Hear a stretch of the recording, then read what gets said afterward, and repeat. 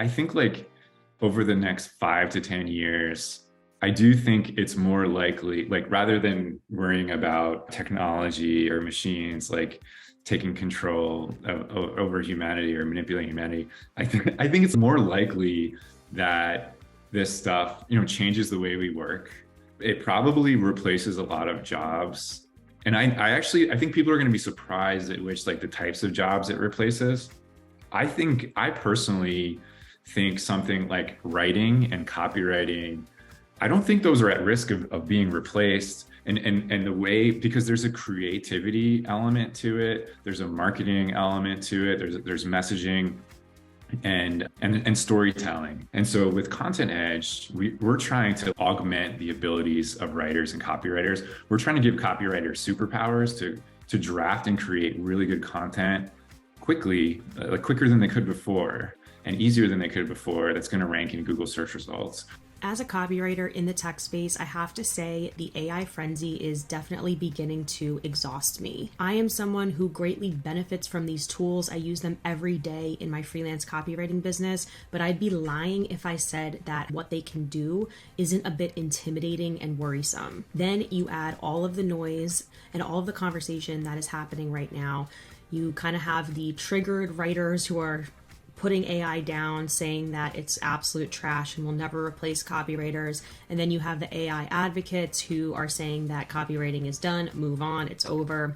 And like anything in life, the answer isn't cut and dry. There is nuance to this conversation. And that's why I'm so excited to get someone on the episode and bring you an AI episode that's really rooted in the history and the facts. I'm interviewing Ryan Bednar, the founder of an AI copywriting tool that I use in my business every day to write faster and make more money. It was just refreshing to get his take on where he sees the industry going, understanding what AI really means for freelancing and SEO, and how we can just use these tools to benefit us, but also trends we need to be aware of so that we really can survive, that we can create a lucrative freelance career.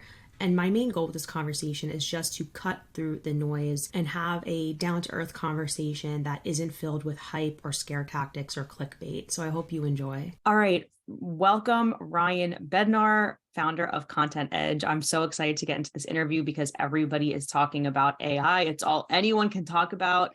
Either that or my algorithm just keeps bouncing back things that maybe I'm in an AI echo chamber. I don't know. It seems to be all the rage. So I'm so excited to interview you. Thank you for being here. Cool. Yeah. Thanks so much for having me. I'm excited to chat. I don't think you're in an AI echo chamber. This is like all of the rage right now. And apparently millions of people are using ChatGPT and it's just really exciting time. Yeah, and I'm going to ask you about ChatGPT in this interview too. But first, let's talk about what you do right now. Tell me a little bit about Rank Science, and then we'll talk about Contentedge and how you created Contentedge. Sure. Yeah. So Rank Science is an SEO software and services provider.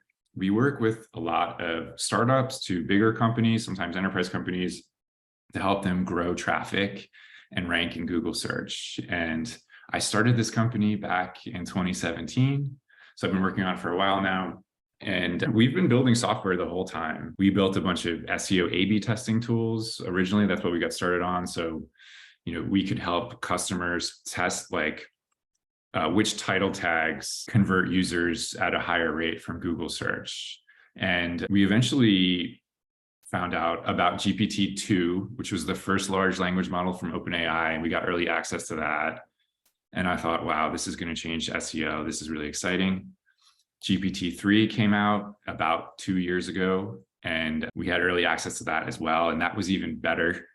And so we started building tools to help copywriters, help marketers produce content that's going to easily rank in Google search. And we eventually spun that product out called Contentedge. And that's gotten a lot of traction over the past 6 months as this AI is so topical and people are really excited about it and everyone's talking about it. And and so that's like a core part of our business. And so, that's kind of my summary. Can you explain, because what's confusing to me and probably anyone else not familiar with AI is like there were existing AI tools, then ChatGPT kind of exploded into our vernacular and became mainstream. And ChatGPT is by a company called OpenAI. Where does all this connect? Where does the Jaspers of the world and all the other little AI tools we've been using, is it all one thing and companies are taking the technology and making their own? How does it work? Yeah, it's a really good question, and it's kind of a fascinating story. So OpenAI started, I think, 6 or 7 years ago, and it was originally a nonprofit. And Google, Facebook, a bunch of these big tech companies had been working on these large language models for years, but weren't really releasing anything with that software. And so people started leaving Google, who were experts in AI and neural networks, and they started OpenAI. Elon Musk was one of the co-founders of OpenAI, believe it or not. And it was a nonprofit. And one of the missions behind it was to harness AI and to make sure it's safe for humanity and that it's good for the world. Because if this gets good enough, if this artificial general intelligence gets good enough, people worry that it could be harmful to humanity. So one of the main mission behind OpenAI was to make sure AI is safe and serves a good purpose. A couple years later, they decided that the best way to grow OpenAI and the best way to fulfill their mission was to do it as a for-profit company. So now it's kind of it's a complicated like legal structure where a nonprofit owns a for-profit. But anyway, to answer your question, they released this GPT-3 API, this application program interface where companies like us can access it. And for the last, say, 2.5 years, you really had to be a programmer to access it, right? You needed to write code to speak to their API. But then a few months ago, 1 month ago, 2 months ago, they released ChatGPT, where you didn't need to be a programmer. You just could treat it like an IM conversation. And that's where the excitement has really grown, and things have really got crazy, because it's, programmers for the last couple of years like knew how insane this technology is, but now, like, I think when it's at your fingertips, everybody knows. And so mostly when we're looking at all these different AI companies, they're using OpenAI's technology, GPT-3, to power what they're doing. And maybe they're putting their own flavor on it. They're using it to train their own models. Like we have our own models for SEO, like what's going to rank in Google, but we lean heavily on the GPT-3 API. So I would say something like 80 to 90% of the AI products in the market right now use OpenAI's technology, GPT-3. Interesting. When was Contentedge founded again? Yeah, so we spun it out of Rank Science, but really about 2 years ago. So it's been about 2 years. So is it absolutely wild to have been one of these early movers in this space and now to see how this is exploding? It is because I've been really excited about AI and these large language models for a while, and it's pretty crazy to see what I would consider like more normal people like in my life, like my mom, like talking about it and understanding it, or like her using, ChatGPT. I didn't know that it would reach such like a mainstream frenzy like the way it has over the past 2 months, but I get it. And the crazy thing is, I think people still sort of like, people are just starting to understand like how powerful these tools are, but I think people sort of underestimate how rapidly they're advancing. So like, I think what these large language models could look like 1 year from now, 2 years from now, it is going to be absolutely mind blowing. So I really think like we're just getting started still. Yeah, and I want to get into that too, because I'm having so many conversations with writers about it, and there's like two camps where people are either frenzied and scared and super alarmist, and then the other camp where it's like, this can't do nearly what I can do. There's no way this is gonna replace writers. And my argument is this is going to take us by surprise, because what it can do is impressive. And then you add that, how many signups did ChatGPT have in that first week? It was like record breaking, and it's learning from all that usage. So it's a capability we can't even comprehend. Yeah, it's pretty wild. And so it was originally trained on, they claim it was trained on 10% of the internet. So they've crawled the internet much like Googlebot has. And but now they're starting to train it on like private networks. And so think about like I'm close, and I used to work with a online therapy company called 7 Cups of Tea, or they're at 7cups.com, and they have millions of people every day having conversations for like emotional support with like active listeners or therapists. And they're now starting to use those conversations to train AI. So those are like those are conversations that don't take place on, you can't find those on Google, you can't find those on the web.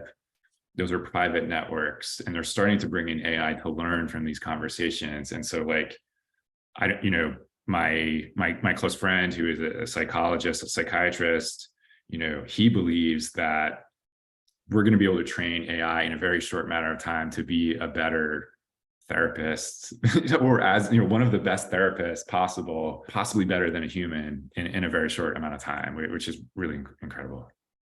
Yeah, and while that scares a lot of people because they don't want to think of being replaced, it's also benefiting a lot of people because therapy is very inaccessible for most. It's very expensive. It's very hard to find a good therapist. There's a crazy demand ever since 2020. There's like a mental health crisis and people are having such a hard time. So, and that brings me to the ethics about all of this. What you said before about OpenAI being founded out of the idea that it needed to be safe. I was shocked to hear you say that. I did not know that, because every chat GPT subject YouTube thumbnail I'm seeing online, like the Joe Rogans and like these huge people talking about it, it's always like, this is terrifying, this is scary. So what are your thoughts, like ethically? I mean, I guess you're a little biased because you're the founder of an AI company, but try to be unbiased and tell me what you think about that.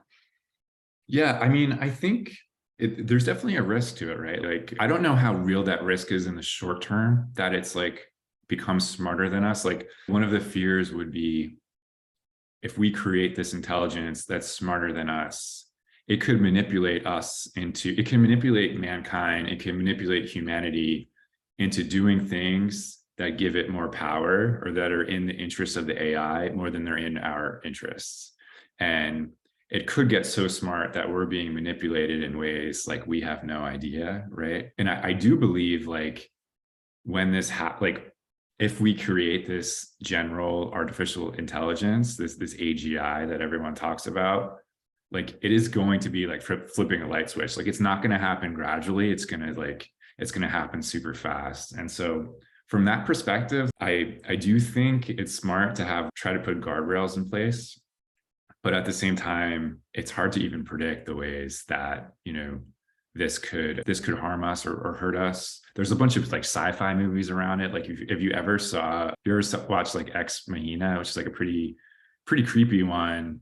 It's like AI exploiting like the emotions of humans to like get what it wants, and it's worth a look. That's kind of a cool one. I'll watch that for sure. Have you seen the movie AI with the little boy from The Sixth Sense? I forget his name. It's literally just called AI. It came out in like the 2000s. Have you? You know what you're talking about? I don't remember. It's been a while. I don't remember what that was like, but I can picture the cover of it.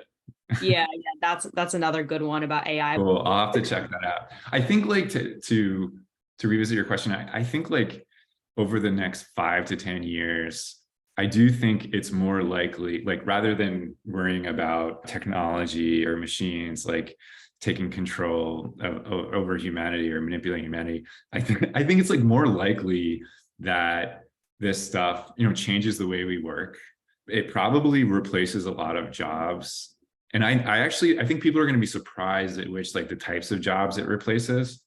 I personally think something like writing and copywriting, I don't think those are at risk of being replaced. And the way, because there's a creativity element to it, there's a marketing element to it, there's messaging and storytelling. And so with Contentedge, we're trying to, like, augment the abilities of writers and copywriters. We're trying to give copywriters superpowers to draft and create really good content quickly, like quicker than they could before and easier than they could before, that's going to rank in Google search results. So we're trying to like augment their abilities. I do think there's other areas where, you know, you'd be surprised that I think AI is actually going to, you know, start to replace jobs. And I think like actually like software engineering, it's pretty amazing what's happening already. You know, you can get the AI, you can get ChatGPT to write code for you pretty quickly, like given a few inputs or sentences. And so there's some like pretty technical tasks like that I think are at risk, or at the very least, like one programmer who has these tools and is well versed in these tools could maybe do the work of like what 10 programmers do today. So I think there's definitely going to be like some big shifts coming. And I think those are the things like worth working on and worth trying to understand over the next couple of years. And you know, with Contentedge, we're really excited about, you know, likewise, like one writer being able to produce lots of content, being able to be really productive and getting their stuff exposed, ranking in Google with the assistance of this tool. And so anyway, that's kind of the lens that I look at it through, if that makes sense. Yeah, and I look at it through a similar lens as well, because I've definitely given into like the panic of it all, because just so many voices and so many scare tactics going around. And I think it's what you said, it's consolidation versus elimination. There are a certain amount of writers who are super generalist and don't have any other skill other than writing that will see less opportunities, but there's niche writers and specialty writers and people who know how to communicate with a human being and say, oh, this is your marketing plan, I think we should create this piece of content. If you level up your skills as a freelance writer, I don't think that you have something to worry about. You're actually just going to use this tool to create more content faster.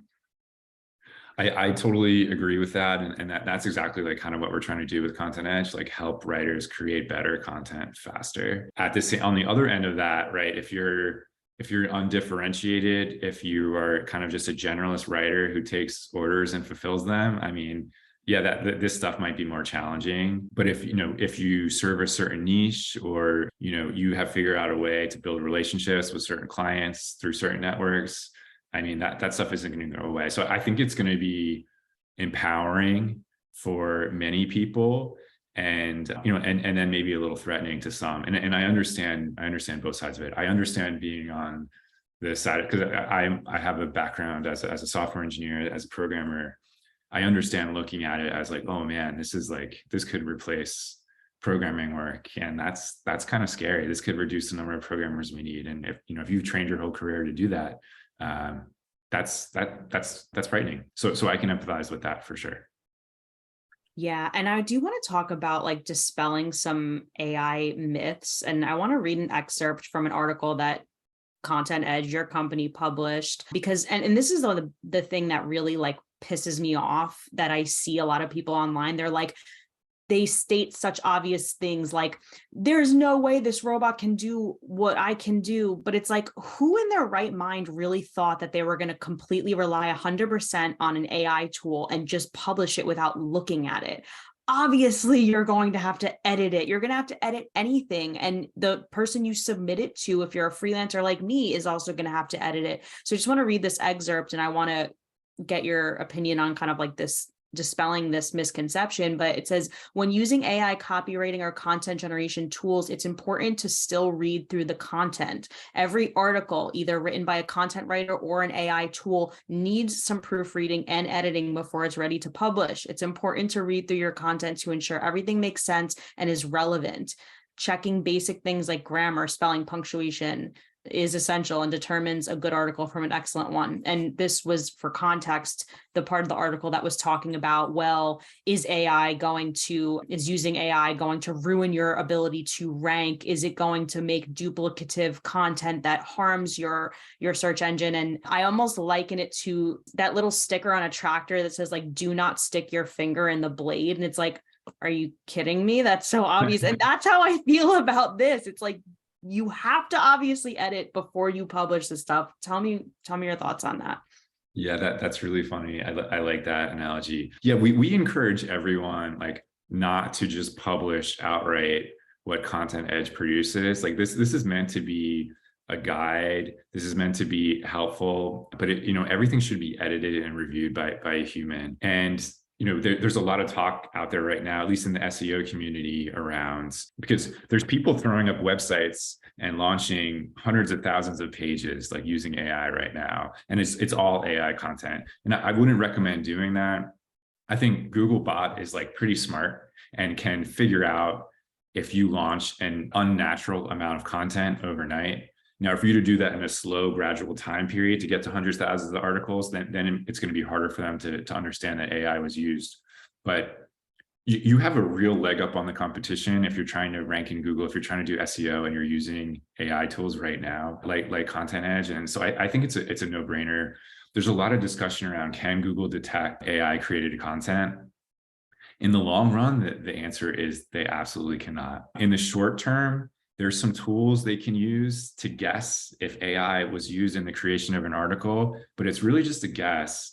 And the confidence intervals I've seen are really low. They're like 20. They can guess up to 20 to 30 or 20 to 40% accuracy whether something was created by an AI tool. But in the long run, they have no chance of being able to detect whether AI was used.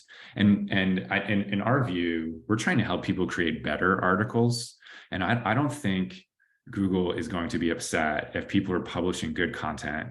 If AI was used as a tool to help create it, but it was also still kind of reviewed and edited by a human, we think that's fine. That's actually creating good content for Google. The other side of that, though, is that this stuff is happening, is evolving so quickly that it could really change how Google search and search on the internet works. And I'm sure you've heard around, Google has declared a code red. They're kind of terrified of ChatGPT because a lot of people think, hey, this interface, this chatbot gives better and smarter search results than Google itself. And so while Google on one hand has to fight spam, people using AI to create spam through its current search engine, they're also worried about how do we evolve our search engine in the future and to compete with ChatGPT, and should our search engine use AI to serve results in the first place. So they're kind of like fighting a battle on two fronts. It's pretty crazy times.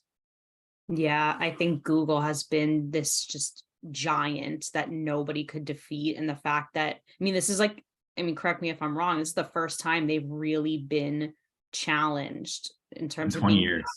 Yeah, in terms of being knocked out of that number one spot. They are just so powerful. And this is the first real threat. It's absolutely true. Yeah. And I'm old enough to remember when like Yahoo was bigger than Google, but since then, Google has had like no real competition. They've had like a real stranglehold monopoly on search. And it's something of a natural monopoly, right? Like I don't know that they engage in anti-competitive behavior in search. Maybe you could argue that they feature YouTube in search results like more than they should, and that's their own property.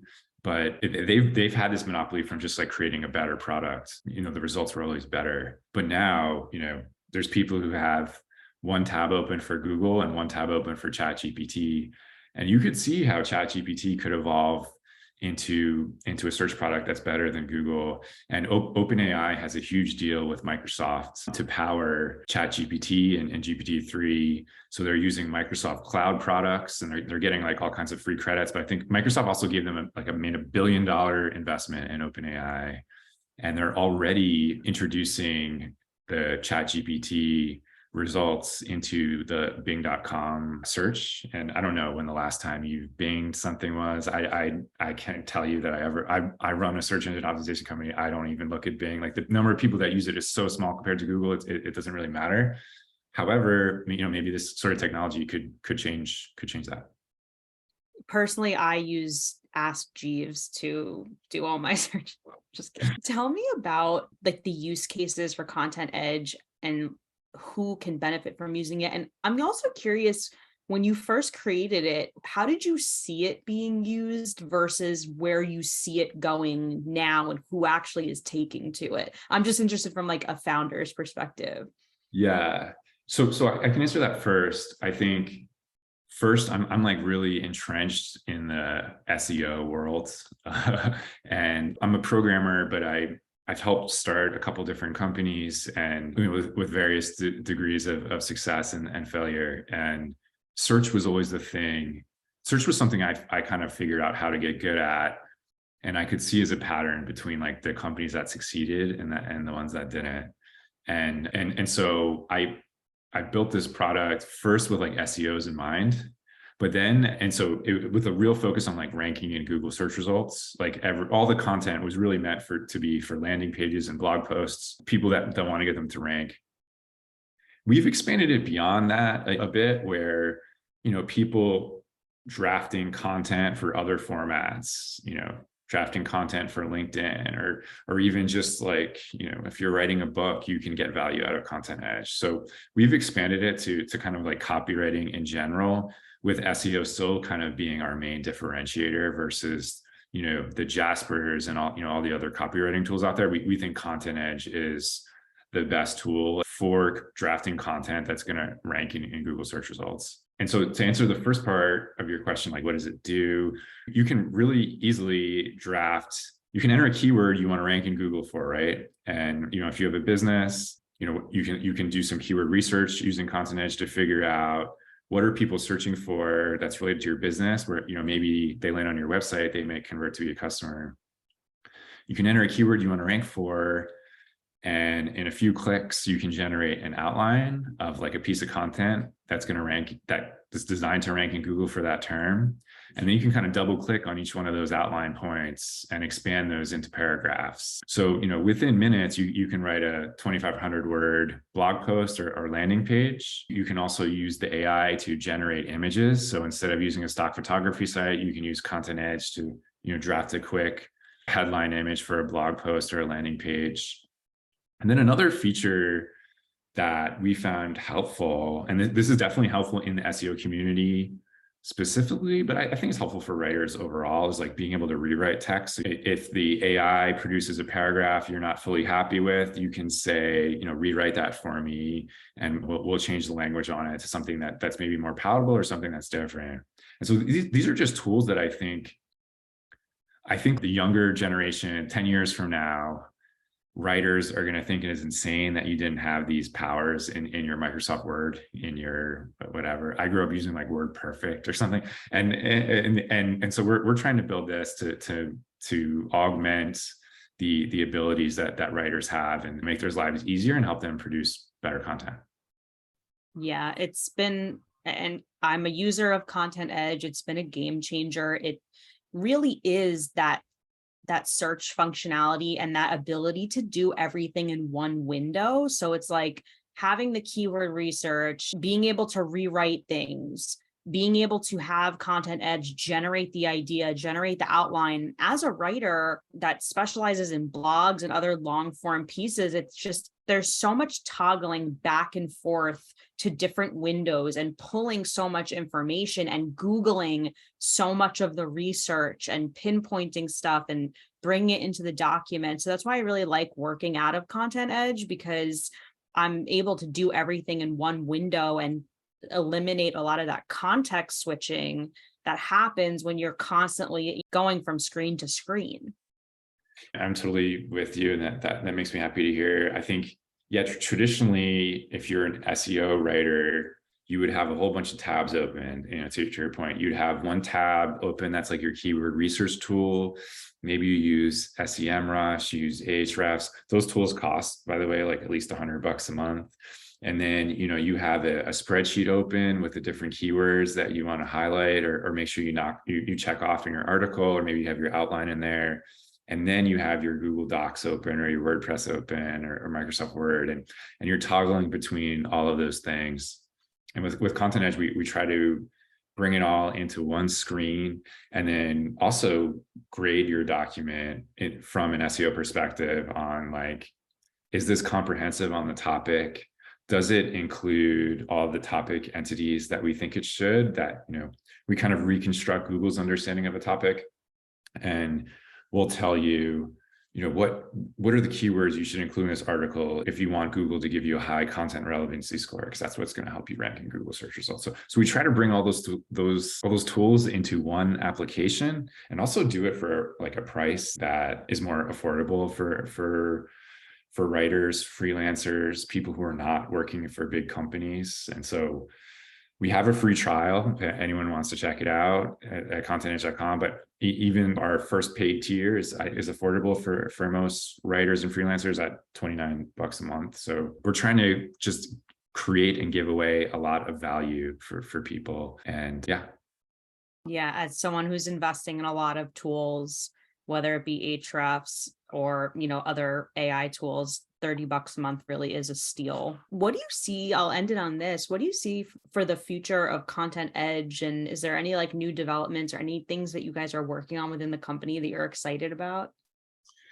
Yeah, it's a good question. Right now, we've had a ton of growth over the past 3 months with all the interest in AI.